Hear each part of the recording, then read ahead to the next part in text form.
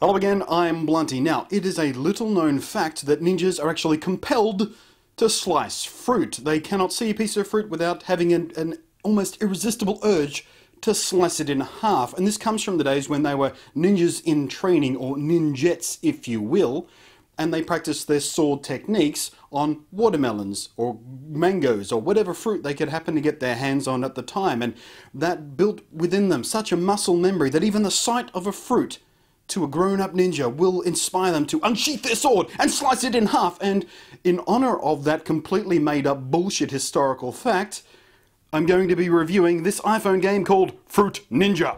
The basic premise of FruitNinja is much like the classic arcade light gun shooters, except instead of shooting bad guys, your job is to cleave clusters of flying fruit in twain by swiping your finger sword with ninja accuracy. And if just 3 pieces of flung fruit escape your blade, it's game over.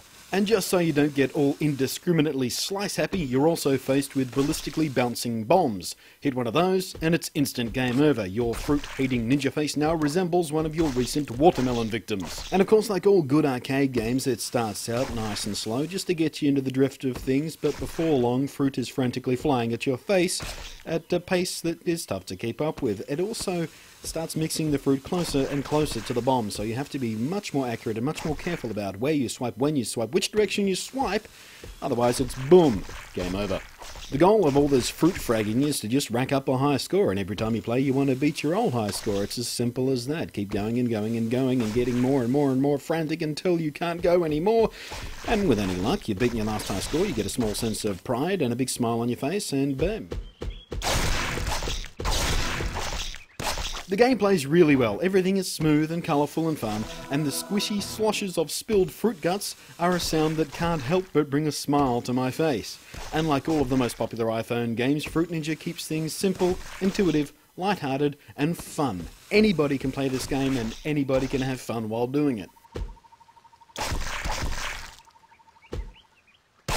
The game also incorporates the Open Paint framework to give you access to global leaderboards, achievements, and connect with your fellow Fruit Fatality friends.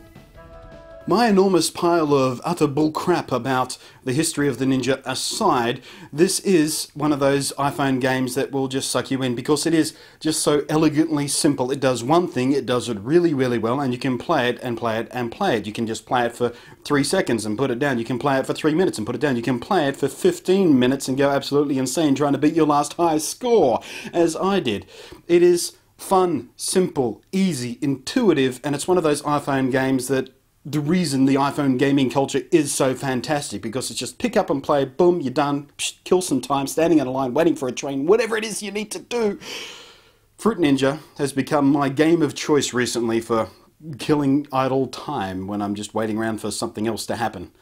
You should check it out. And in a nice little double bonus for me, this game is actually created by my fellow Australians over at Half Brick Game Studios. And personally, I can't get enough of those squishy sounds it makes when you slice the fruit in half. It brings out the child in me, really.